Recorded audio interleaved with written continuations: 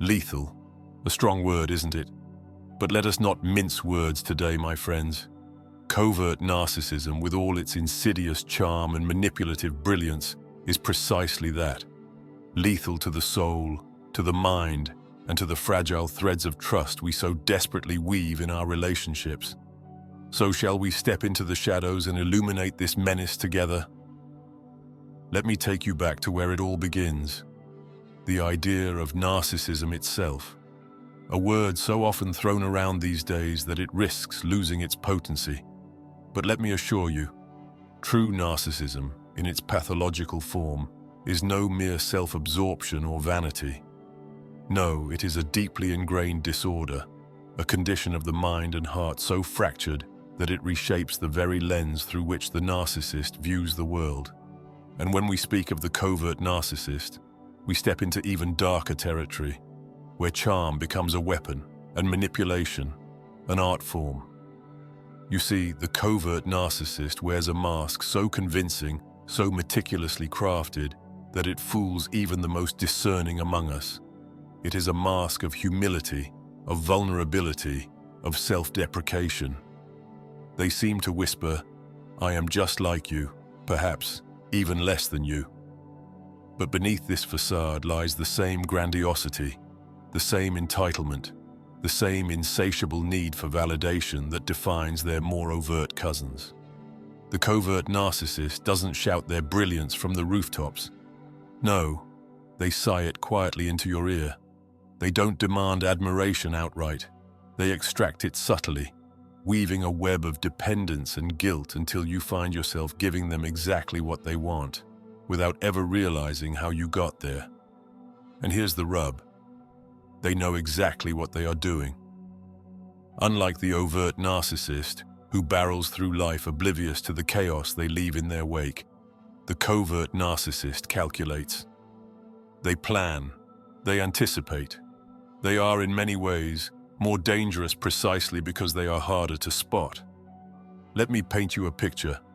Imagine a relationship, a marriage, a friendship, a partnership, where one person consistently sacrifices, bends, and reshapes themselves to fit the needs of the other. Now imagine that the other person, the covert narcissist, appears grateful, even humble, but deep down believes they deserve this devotion, this sacrifice. They don't demand it outright. They merely expect it in that quiet, insidious way that leaves you questioning your own worth if you don't comply. And when you do comply, what happens? Do you find love? Gratitude? No. You find a bottomless well of need. Because the covert narcissist, like all narcissists, is defined by a void, a chasm within themselves that can never be filled, no matter how much you give. But here's the truly chilling part. They make you believe it's your fault. When their needs aren't met, when their world doesn't align perfectly with their desires, they don't scream or shout. They sigh. They withdraw. They look at you with wounded eyes that whisper, "How could you do this to me?" And in that moment you feel as though you've failed them, though you've done nothing wrong. Now let's delve deeper into what makes this dynamic so lethal. You see, covert narcissism doesn't exist in a vacuum. Often it overlaps with traits of antisocial personality disorder, sociopathy, and here is where the waters become truly treacherous. The sociopath disregards rules, laws, and moral boundaries. They manipulate without remorse, deceive without hesitation, and harm without regret. When these traits intertwine with the covert narcissist's desperate need for validation and their talent for masking their true nature, you are left with a predator unlike any other. The covert narcissist with sociopathic tendencies knows precisely what they are doing. They are not driven by impulse or rage. They are driven by calculation. They study you, learn your vulnerabilities, and exploit them with surgical precision.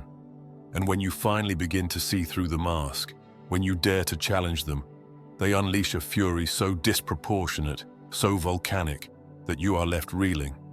Why? Because their mask is everything. It is their armor, their weapon, their lifeline. To expose them is to threaten their very existence, and they will do anything, to keep that mask intact. Now, let us turn our gaze to the partner, the codependent, the unwitting accomplice in this tragic dance. Why do they stay? Why do they give and give and give, even as their own light dims? The answer lies in something I call the human magnet syndrome. It is the magnetic pull between the codependent, with their unyielding need to fix and nurture, and the narcissist, with their insatiable need to be admired and served. It is not love, though it often masquerades as such.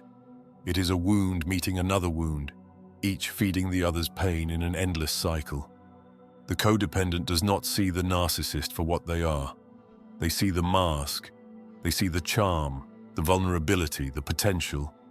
They believe, often with all their heart, that they can heal this person, love them into wholeness, and in doing so, they lose themselves.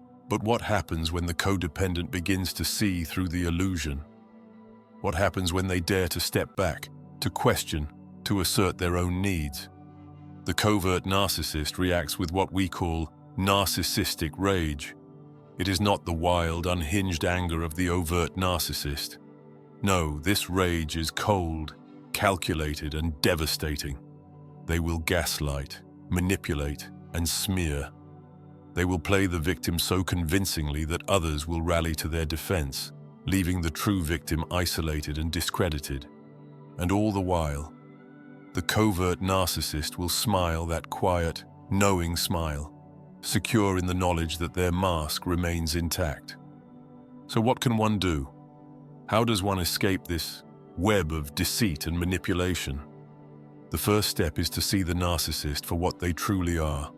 Not the mask, not the façade, but the deeply damaged, deeply dangerous individual beneath. And once you see them, you must understand this fundamental truth. They cannot change. They do not want to change. And even if they did, the odds of successful treatment are abysmally low. The only path forward is to walk away, not with anger, not with vengeance, but with clarity, to reclaim your life, your light, your worth. Covert narcissism is lethal, yes, but only if you let it remain in the shadows. See it, name it, and then step into the light.